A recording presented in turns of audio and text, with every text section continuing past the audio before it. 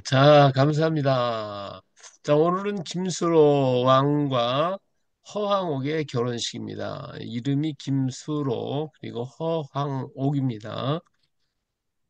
김수로라고 하는 말은 수, 머리 숫자, 있을 노자. 그래서 처음으로 하늘에 은혜를 입은 사람이다 해가지고, 김수로는, 세례명입니다. 도마를 통해서 세례를 받고 나서 이름을 김수로라고 처음으로 하늘의 은혜를 입은 사람이다. 라고 해서, 이름을, 세례명을 붙였어요. 예, 그 다음에 허황옥은 시집을 갖고 나중에 이제 왕이 됐고 뭐가 됐기 때문에 그 저기 황후가 돼서 그래서 허황후가 되죠 나중에. 근데 황옥이 이름이 황옥입니다. 자, 김수로는 총각이었습니다. 그래서 그 신하들이 계속 결혼을 권했어요. 근데 그때마다 김수로는 이런 얘기하죠. 내가 이곳에 내려오면 하늘의 명령이다. 나에게 짝을 지어 황후로 삼게 함도 역시 하늘의 명령이 있을 것이니 그대들은 염려하지 말라. 이렇게 계속 얘기를 해요. 신하들이야 뭐 자기 딸 이렇게 시집 보내면 좋겠죠. 그래서 계속 그 요구를 합니다마는 김수로는 그렇게 하지 않았습니다. 하늘이 짝을 지어준다. 그래서 나는 기다리겠다고 얘기합니다. 이것은 아마 도마가 권고를 했던 것 같아요. 자, 도마는 41년에 이 우리나라에 와가지고 47년에 가야를 떠나서 아유타국으로 갑니다. 거기에서 허황옥에 아유타국에 가서 허황을 중매를 하게 되죠. 자, 도마는 수로 왕에게 붉은 돛을 달고 오는 배가에 신부가 타고 있다고 전했어요. 그래서 이 수로 왕은 매일 군사들을 망산도라고 하는 주포라고 하는 곳인데 사람을 보내가지고 군사를 보내서 배를 기다리도록 하게 합니다. 그래서 이 붉은 돛을 달고 오는 배를 기다리도록 했죠. 그 주포의 사람들을 보내서 이렇게 날마다 이렇게 배를 기다리게 되죠. 자, 이것이 이제 그 당시에 그 해로예요. 해로. 해로 보면 이것은 그 과거로 본 화항우의 일 3일간이라고 하는 그 다큐멘터리에서 자기들이 직접 제작한 지도예요. 근데 북부 인도, 중부 인도, 남부 인도 쪽에서부터 이렇게 배가 출발을 하면 말레이 반도를 거쳐서 이렇게 필리핀 지역을 거쳐서 그래서 이렇게 오는 겁니다. 근데 우리가 옛날에 생각할 때는 그냥 이렇게 말레이 반도를 거쳐서 필리핀 쪽으로 보다는 이 어, 뭐야 베트남이나 이렇게 연안 쪽을 통해서 이렇게 오지 않았을까 이렇게 얘기를 하고 대부분 알았는데 그게 아니고 해로는 그 당시에 해로가 이렇게 필리핀 지역을 지나서 이렇게 왔다는 거예요. 이것은 이제 과학적으로 발표가 된 것이기 때문에 정확한 것이죠. 예. 자, 여기는 망산도에 지금 가보면 여기 이제 이렇게 망산도라고 하는 팻말이 이렇게 비석이 하나 있어요. 여기 망산도에 보면 이 돌들이 좀 거북이 돌처럼 이렇게 생긴 돌들이 많이 있고 그런데 옛날엔 여기저기 다 바다였고 조그만 섬이었습니다. 그랬는데 지금은 뭐 여기 다 메꿔져 가지고 여기 공장들이 막 공사를 하고 뭐 지금 다 이게 섬으로 이게 하나 이렇게 섬이 아니라 이제 뭐 육지가 됐죠 뭐 이렇게 좀 남아 있어요 지금은. 자, 근데 여기에 이제 망산도에 이제 군사를 보내가지고 항상 그 붉은 돛을 달고 오도록 했죠. 여기 올라가서 보면 망산도 쪽에서 보면 이 앞에 바다가 쫙 펼쳐지면서 남쪽에서 오는 이 이렇게 커브를 들고 딱 돌아오는 그런 위치를 바라볼 수가 있어요. 그러면 그쪽에서 돌아본 넓은 바다에 배가 들어오는 것을 여기서 다 감시할 수가 있습니다. 저쪽 서쪽에서부터 오는 배, 동쪽에서 오는 배, 이게 전부 다 여기서 볼 수가 있는 지역이에요. 자, 그런데 48년 7월 27일 날 저녁 무렵에 정말 붉은 돛을 달고 오는 배가 오기 시작합니다.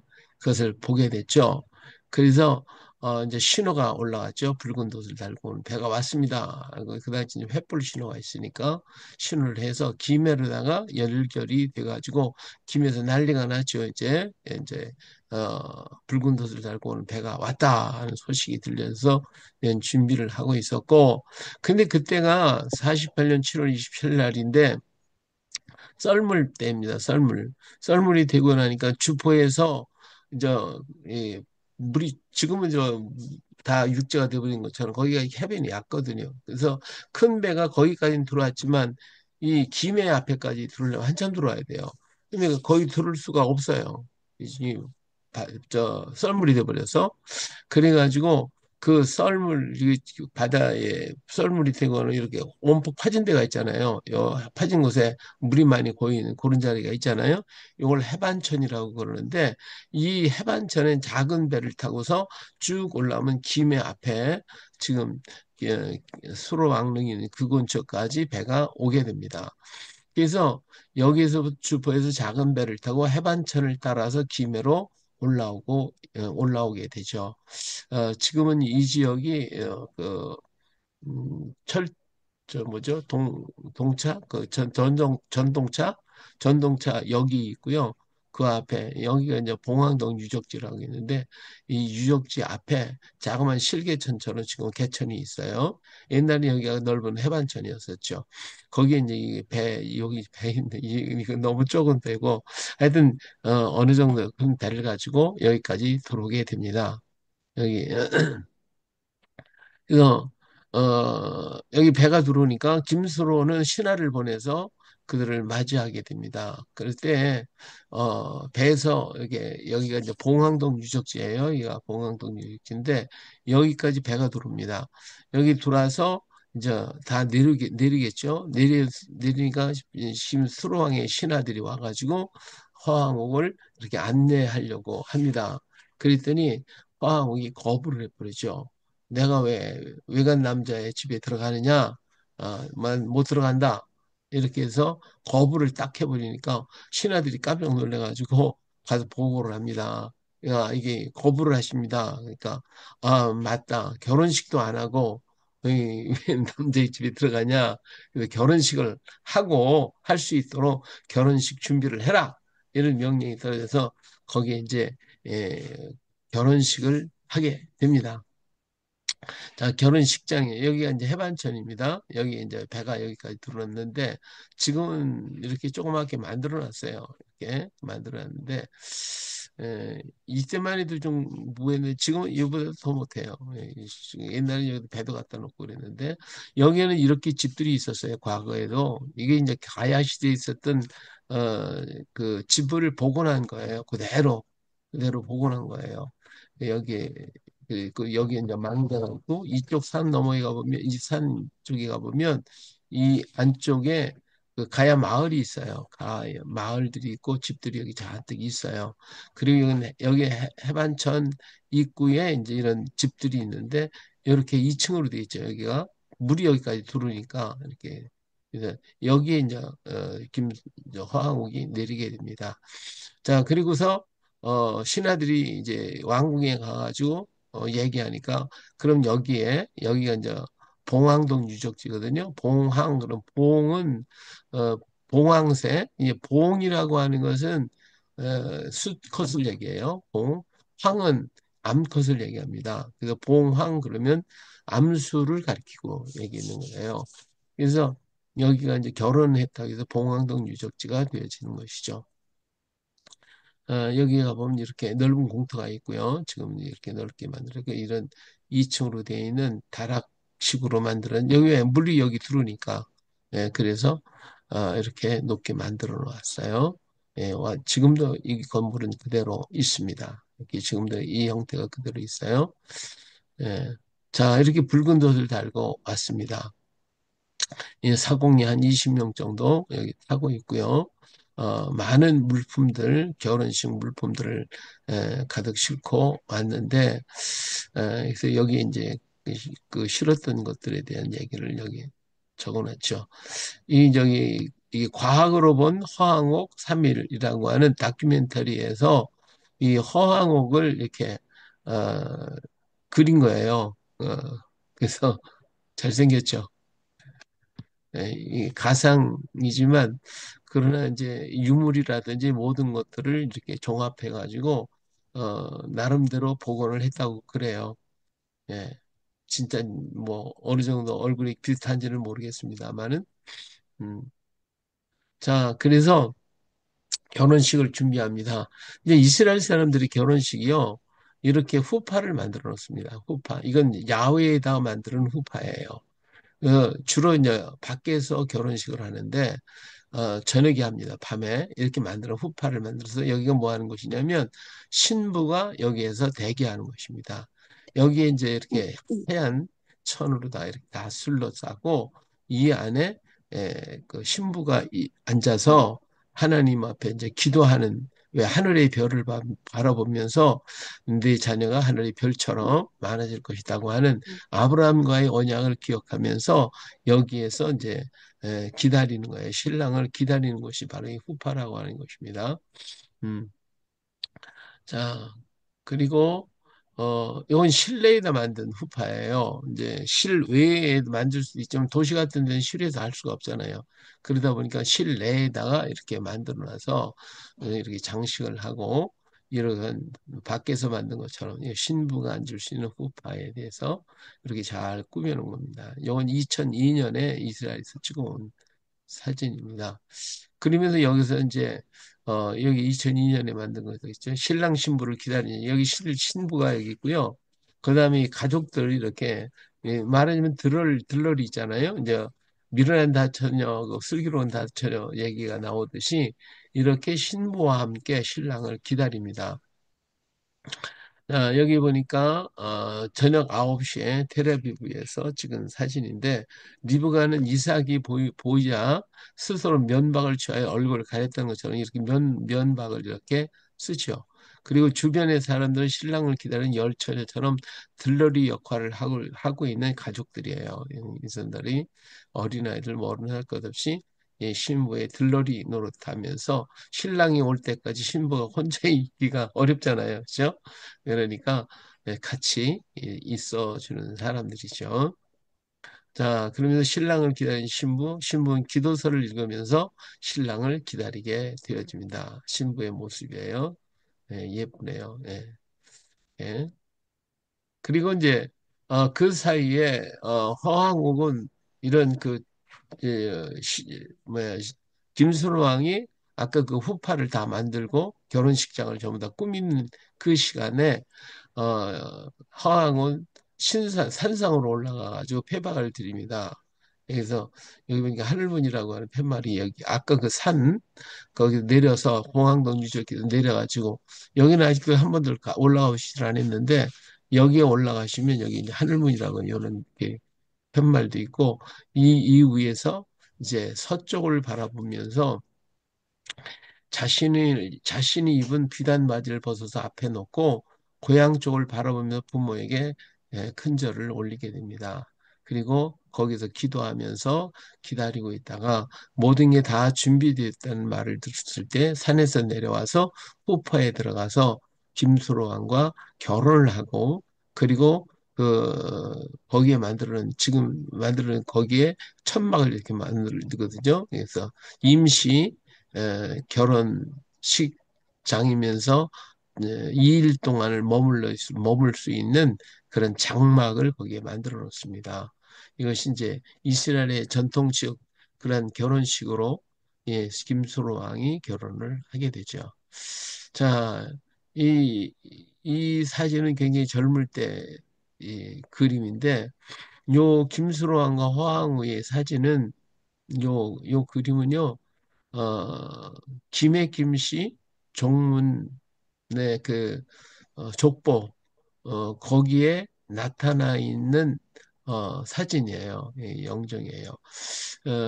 지금 김수로 왕릉에 가면 이제 이 김수로 왕 허황후 사진이 있는데 그 그림이 있는데 그건 이제 나이가 많이 든 노인네 한 100살은 돼 보이는 그런 노인네 그림이 있고 이 그림은 어, 김수로 왕의 후손 족보에 나타나 있는 그러한 모습입니다.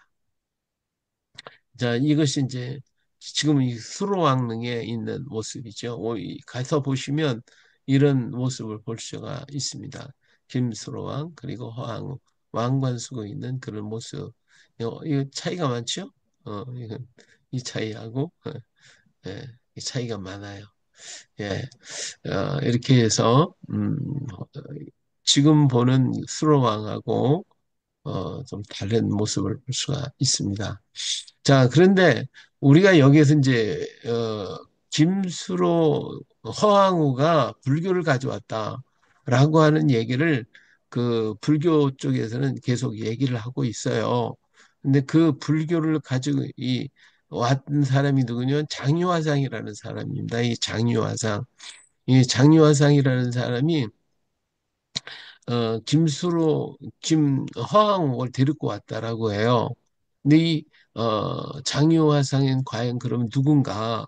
왜 이 사람을 통해서 불교계에서는 자꾸 불교를 가져왔다라고 얘기를 하는가? 이것에 대해서 우리가 한번 살펴보도록 하겠습니다. 장유화상을 잘 알게 되면 우리가 어, 가야국이 불교국인지 아닌지를 분명히 알 수가 있습니다. 그리고 장유화상은 과연 누구를 가리키는가 하는 걸 알게 되죠. 자, 장유화상의 본 이름은 허보옥이라고 그래요. 예, 예, 허보옥이라고. 이게 이제 이것은 허식이 1915년에 허식이 지은 가락국사 장유화상 기적비에 이제 만들었는데 바로 이제 이때 이 장유화상에 대한 얘기가 나옵니다. 자, 여기에 뭐라고 얘기했냐면 수로왕 건국 7년에 보주태후 허씨 아유타구 공주가 어, 부모의 분부를 받고 가야로 건너와서 수로왕의 배필이 되었는데 그때 잉신이라고 하는 게 부하들이에요. 등 수십 명의 일행을 감호하니가 화상이니 태후의 오빠다. 그래서요. 예. 자, 이 사람은 어떻게 이제 이 장유화상이 허황우의 오빠래요. 이 태후의 오빠다. 이렇게 얘기를 해요. 또 다른 데를 보면 너 동생이다. 이렇게도 나와요. 그러니까 동생이었든지 오빠였든지 간에 이 일행들을 데리고 온 사람이 장유화상이다. 라고 불교계에서 얘기를 합니다.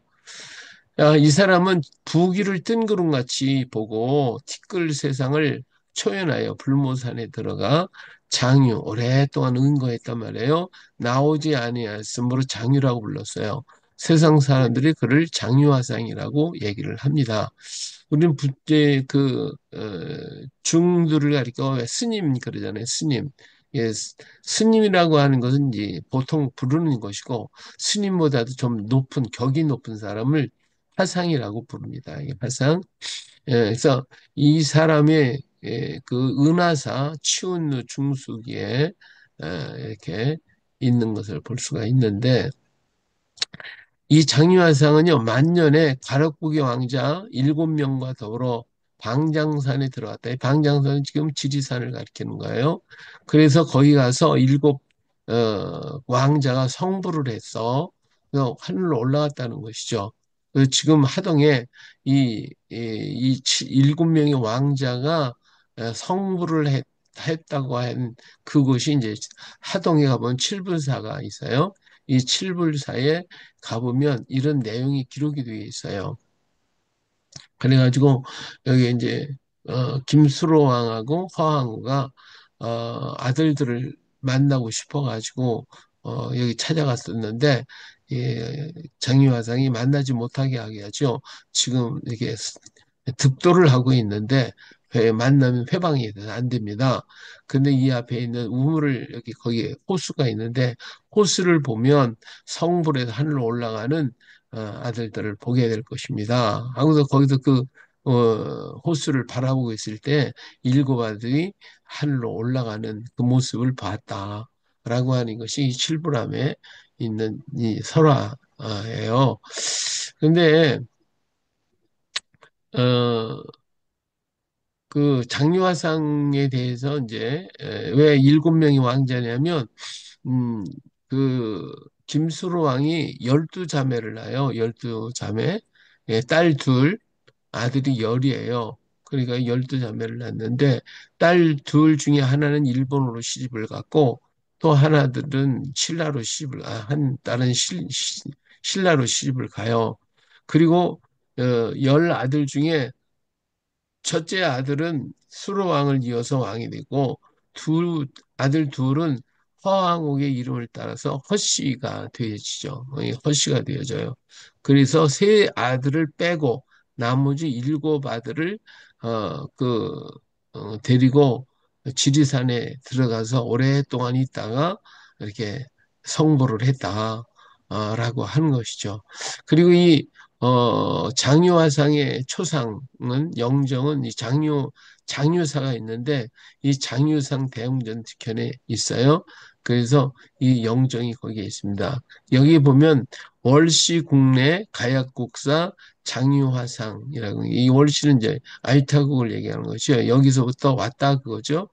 예, 그래서 온 장유화상이라고 하죠. 그런데 이 바로 이 실불사 바로 앞에 옛날에는 섬진강이 여기까지 있었어요. 그래서 여기에 배가 들어와서 일곱 왕자가 함께 아마 섬진강에서 배를 타고 인도로 가지 않았을까 이런 생각을 해봅니다. 우리 저 홍 목사는 일본으로 갔다고 얘기를 하는데 왜 일곱 왕자가 저 인도로 갔다고 생각을 하냐면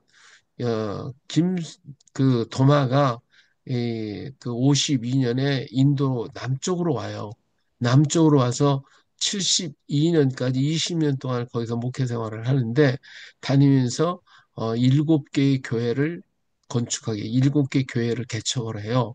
근데 그 사이에 한 번 정도 다시 왔을 것이다라고 우리가 보고 있어요. 그래서 일곱 왕자를 데려다가 일곱 교회에 나눠주지 않았을까. 그래서 거기에서 생활하도록 했을 것이다라고 보고 있어요. 자, 여기 이제 장유화상 가락국사, 가, 가락국사 장유화상 기념비랑 이제 여기 피가 있고요. 그리고 이게 이제 장유화상이라고 이제 화상 영정이 이제 장유사에 이렇게 있어요. 지금 가면 볼 수가 있습니다. 자, 그런데 이 장유화상의 견해에서 그러면 이 장유화상이 정말 누구냐? 실제 불교에서 얘기하는 대로 허왕옥을 데리고 온 사람이냐라고 하는 것에 대해서 많은 학자들이 여기에 대해서 얘기를 합니다. 인제대학교에는 이영식 교수는 김의 뉴스에서 신김의 지리지라고 하는 제목으로 여기에 대해서 발표를 했는데 1454년 세종실록 지리지에 따르면 불모산도 처음에는 에, 그 부처와는 아무 상관이 없는 무관한 불무산이었다라고 하는 것이죠. 이 불무산이 처음 등장한 것은 1469년 경상도 속찬 지리지에서 불모산이라는 게 불모라고 하는 말은 부처님의 어머니 산이라는 뜻이잖아요. 근데 이 장유화상이 불모산에 들어갔다라고 얘기를 하고 있는데 사실 이 불모산이 그 당시에는 없었고 이 불모산이라고 하는 이름은 1469년에 경상도 속찬 지리지에 처음으로 나타나게 되는 거예요. 원래 이름은 부울무산이었어요. 부울무산인데 이 이름이 바뀌어서 불모산으로 바꿔지게 되어진 것이 1469년이니까 맞지는 않죠. 그리고 1454년에서 1469년 사이에 대청리에 장유사가 새롭게 세워졌어요. 이 장유사가 이제 오래전에 있었던 고려시대에 있었던 절인데 그런데 그것이 파괴되었다가 이제 새로 세워진 게 1454년 네, 있었던 것이죠. 그래서 세워지면서 생긴 절의 내력에 부울무가 불모로 되었고 오래 나오지 않았다는 얘기도 장유화상의 글자 뜻과 계곡에 올려져서 만들어진 전설이라고 해서 장유사가 세워지면서 그 산 지역의 이름들을 갖다가 부울무산을 불모산이라고 이름을 바꿨고 그리고 이 여기에 이제 굴이 있었는데 여기에 장유화상이 이 안에 들어갔다가 나왔다 해가지고 그걸 갖다 장유화상이라고 이름을 붙이고 장유사라고 이름을 붙이고 했다는 거예요. 그러니까 이 장유화상에 대해서는 아직도 우리가 정확한 게 아니죠.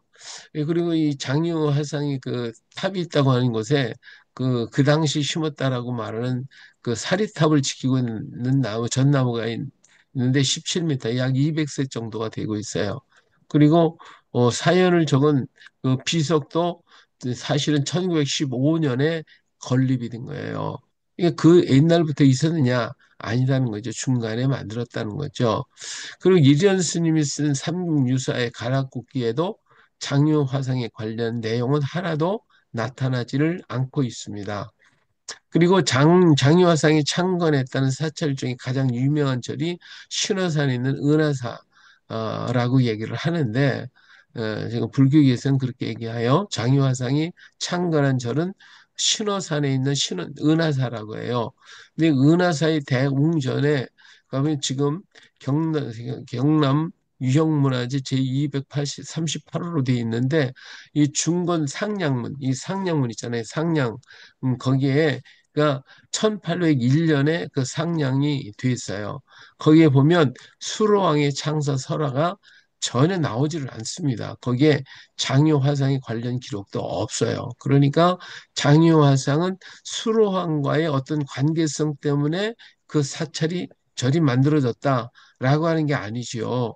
그리고 장유화상에 대한 얘기를 자꾸 하고 있지만 이런 관련적인 기록도 여기는 하나도 없다.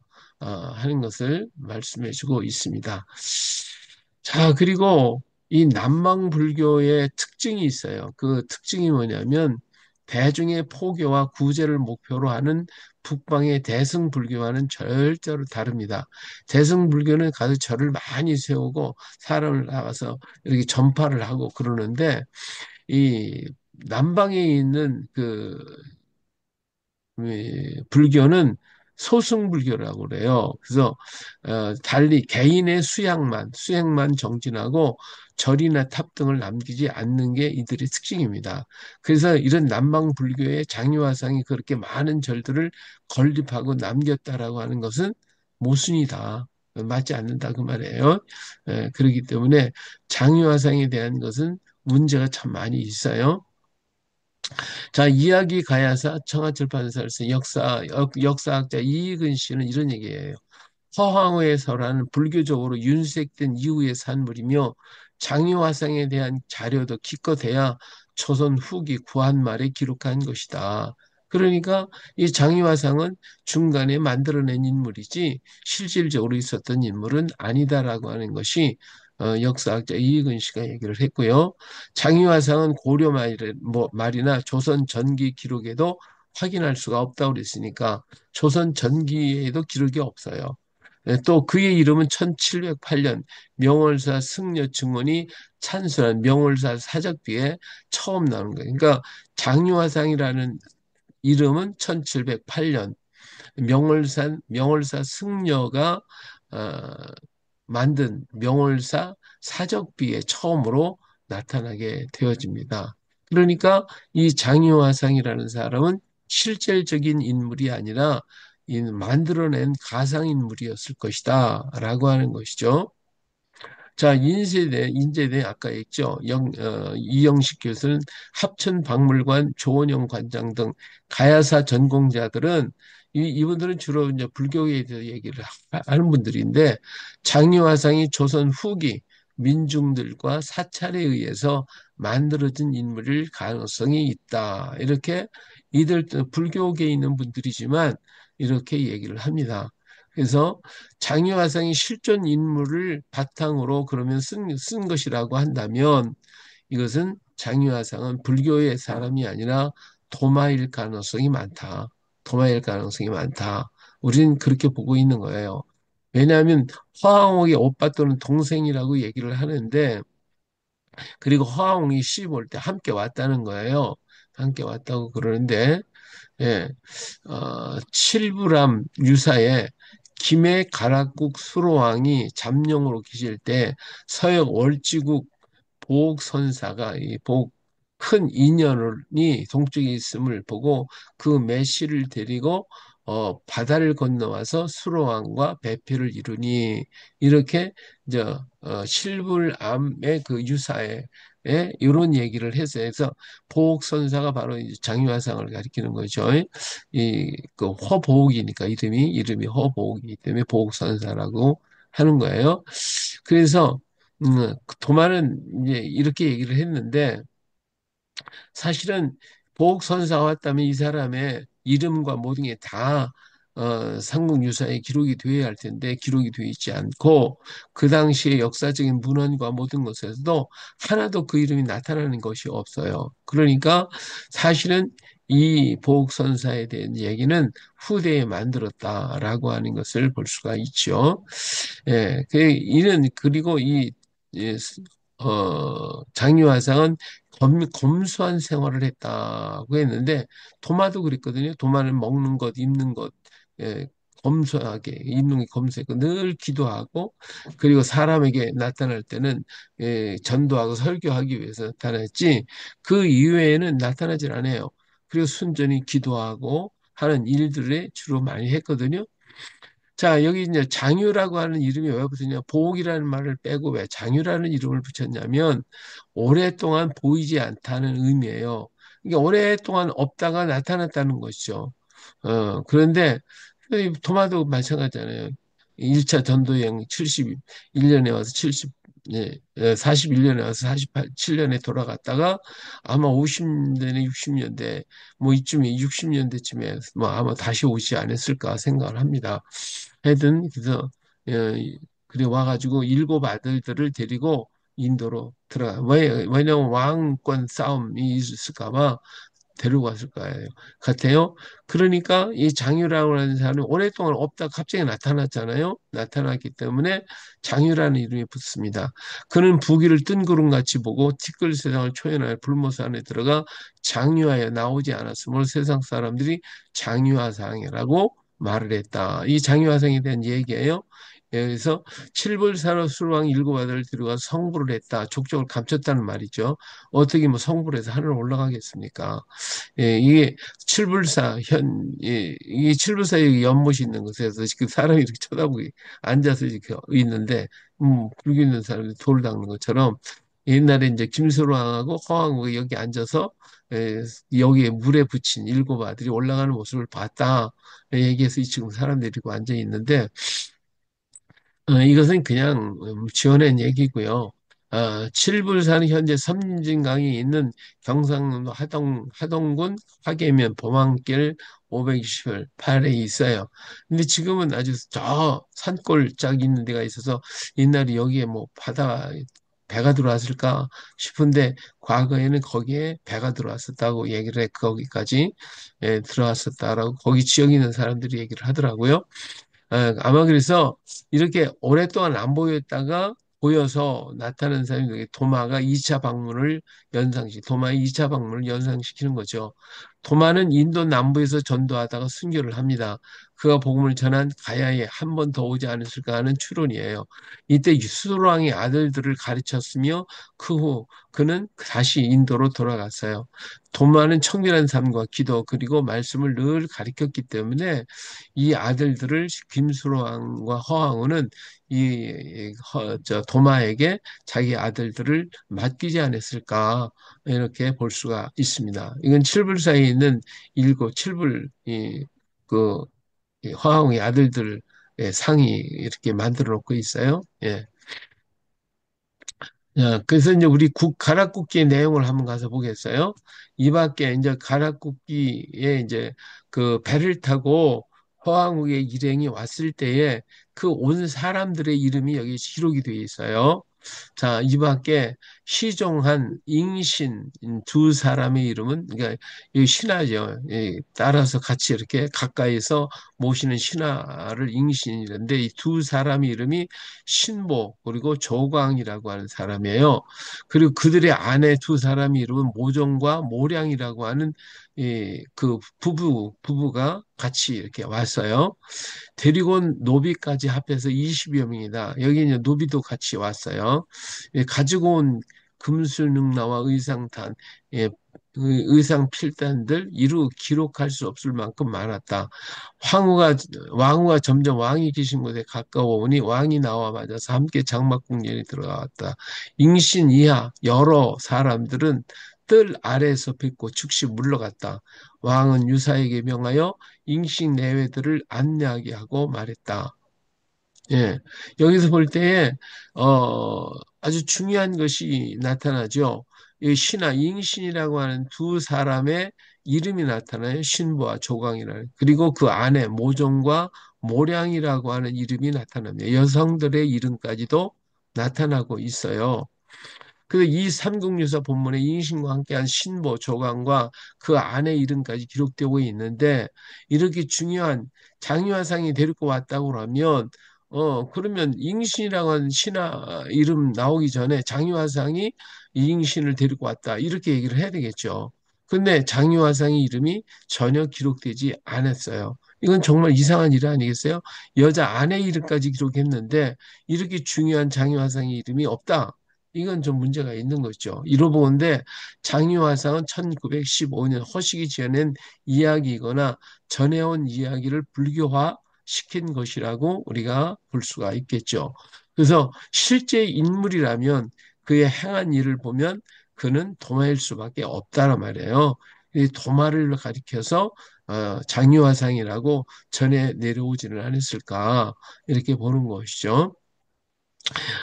그럴 가능성도 있는 게 뭐냐면, 뭐, 스님이나 장님, 뭐, 화상이나 이런 이름을 붙일 수 있는 것은, 이 후대의 일이기 때문에, 불교식의 이름을 그 당시에 좀 지혜한 사람들은 자기들 마음대로 이름을 붙였으니까, 뭐, 그럴 가능성도 있다. 도마라고 말할 수는 없고, 이건, 어, 그, 그냥, 뭐, 도마 사도라는 말 모르잖아요. 이 사람들 그저 화상이나 스님이나 뭐 이런 이니까밖에 모르기 때문에 이렇게 말을 하지 않았을까 이렇게도 우리가 생각할 수가 있어요. 자, 그래서 김수로 왕의 일곱 아들은 어디로 갔을까? 도마에는 일곱 아들을 데리고 칠불사에서 성경을 가르치고 함께 인도로 간 것은 아닐까 이렇게 생각을 해봅니다. 근데 이 칠불사라고 하는 것도 말하자고 하면 그 당시엔 교회가 없었을 때이니까 아마 교회가 만들어지지 않았을까?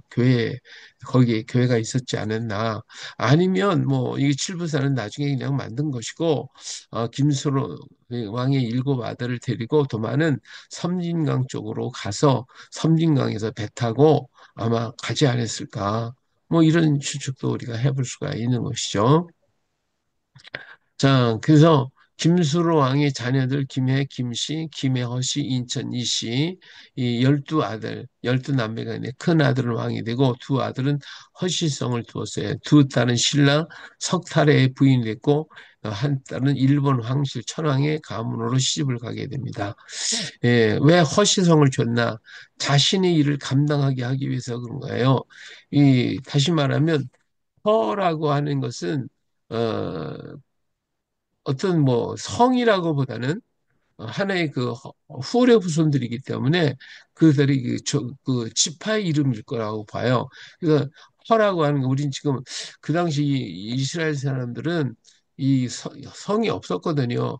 그러니까 후레 후손이기 때문에 그냥 헛이라는 성을 붙인 것이지 사실은 이 사람들은 하나의 종족의 이름일 뿐이에요. 그래서 그냥 헛이라고 하질 않았을까. 그래서 이 이름은 황옥이라고만 있고 사실은 허씨라고 하는 것은 이름이 다시 이 성씨가 아니었는데 어, 그렇게 성을 지어준 것으로 생각하는 것이 오히려 합당할 것 같아요. 그래서 두 아들에게 허라고 하는 인물을 줘요. 이 허는 성이 되기도 하면서 이제 나중에 이게 성이 돼버렸죠. 하나의 임무예요. 직임이란 말이에요. 그래서 여기에 한 아들, 이 허황국은 와서 뭐를 했냐? 백성들에게 자기가 아유타국에서 가져온 약재들을 조제를 해가지고 병을 고치고 또 그 자녀들에게 기도를 해가지고 기도로서 가르쳐 줬단 말이에요. 저 병을 고쳐 치료했단 말이에요. 그러니까 두 아들에게 하나는 약재에 대한 얘기를 했고 하나는 하나님의 말씀을 가르쳐 주는 그 일을 감당하도록 만들었던 것 같아요. 그래서 그의 후손들을 가만히 보니까 이 허준이라는 사람이죠. 허준. 허준이 누구예요? 동의보감을 쓴 사람이잖아요. 동의보감. 이 허준 계열은 이런 그 약재를 감당해 가지고 그 집안에 계속 내려왔기 때문에 이 동의보감을 쓸 수 있었고, 허엽이라고 하는 사람이 있어요. 이 허엽은 허난설원, 이 허난설원 있는 사람이 홍길동전을 썼거든요. 이 사람은 또 같은 허씨이지만 그러나 좀 성격이 좀 달라요. 이 사람은 무엇을 했냐면 평등 그 인간의 그 평등 사상을 주로 말하는 사람이 바로 이 허엽이었어요. 이 허엽은 아들과 딸 사남매를 줬는데 거기에 허난선 딸을 갖다가 아들과 함께 이렇게 공부를 시켰던 사람이에요. 그래서 이 당시에 한학과 한시에 유명한 사람이 허난설원이었죠. 그래서 중국의 사신들이 와가지고 허난설의 시 한 편만 가져가면 최고라고 생각을 했던 사람이 바로 허난설원이었고, 허엽은 이 허균은 이 아들 허균이 홍길동전을 썼는데, 홍길동전이 뭐예요? 예? 어떤 신분 제도가 있어갖고 이런 차별대우 받지 않는 그런 세상을 만들어낸 사람이 홍길동전이잖아요. 그러니까 허준과 허엽이 비슷한 시대에 살았던 사람들인데, 그런데 성격이 약간 차이가 있어서 이 사람들에게는 어디 약초를 통해서 치료하는 것, 이 사람들은 말씀과 기도를 통해 가지고 치료하는 사람들 이러지 않았을까 이렇게 또 보고 있고요. 여기 이제 허준을 기념한 이 동의보감촌이 여기 산청에 있습니다. 그래서 동의보감이 기록하고 있고요. 예, 지금은 이제 이 허황옥을 보주태후라고 하는 말을 썼는데, 중국의 스촨성 안악현 일대를 보주 허씨촌으로 지금 있어요. 인구가 10여만 명이 살고 있고, 서운양에는 허씨 집성촌 보주 허씨 사당이 여기에 있는데, 이 사당 정문에 보면, 그 물고기 두 마리의 상을 하고 있는 그러한 그림을 볼 수가 있습니다. 그래가지고 이것이 아마 음, 그 쌍어문의 모습이 아닐까. 이제 물고기가 이렇게 있잖아요. 여기도 물고기가 있고, 그래서 이것이 이렇게 기매로 넘어와가지고 한 것이 아닐까 이렇게 얘기를 하고 있는 것이죠. 예, 그리고 여기에서 이제 석판이 하나 발견이 돼요. 이 석판이 발견이 되는데 후한 때 927, 5년에 기록된 건데 금속문에 신정기에 보주 허여황옥이라고 하는 명문이 새겨진 명문이 발견이 됐어요. 동안 서기 25년 220 초에 허황옥이라는 소녀가 있어 용모가 수려하고 지략이 뛰어났다. 어릴 때부터 어른들의 이야기를 듣기를 좋아했다라고 하는 그런 기록이 발견이 됐다고 해서 김명모 박사가 이걸 찍어가지고 왔어요. 그래서 허항옥에 대해서 얘기를 하고 있고요. 그리고 이 허항옥을 허태우 이 이름 앞에 보주태우라고 써 있는데 그 어느 문헌에도 나오지 않는 생소한 단어예요. 다른 문헌에는 없어요. 근데 왜 보주태우라고 했을까 하는 문제에 대해서 여러 가지 견해가 있는데 수로왕이 신위를 모신 숭선전 신도비를 세운 허전은 이런 얘기 후한 환제 연이 연간 이민년 네, 왕의 춘수가 121세였다. 스스로 정무를 살피며 늙고 고되다고 여겨서 왕위를 태자인 거등에게 물려주고 칠품천에 있는 네 방전산 내 별궁을 지어 그곳으로 태후와 더불어 거처를 옮기고 수련하시었다. 왕은 스스로 보주 황태왕이라고 이라고 부르고 왕후는 보주 황태후라고 불렀으며 산을 태왕산 궁을 태왕궁이라고 불렀다. 통해 알 수 있듯이 수로왕비 비석에 새겨진 보주라는 글자는 김수로왕이 말년에 자신을 보주 황태왕이라 칭하였던 데서 온 것일 것이다라고 김태식 교수는 얘기하고 있고요. 다른 사람은 이 보주에서 왔기 때문에 태우라고 쓴 것이 아니냐 얘기를 하고 있고 이런 견해들이 있다라고 하는 것을 말씀을 드립니다. 예, 이 수로왕의 분량에 대해서는 다음 시간에 얘기하도록 할게요. 자, 오늘은 여기까지.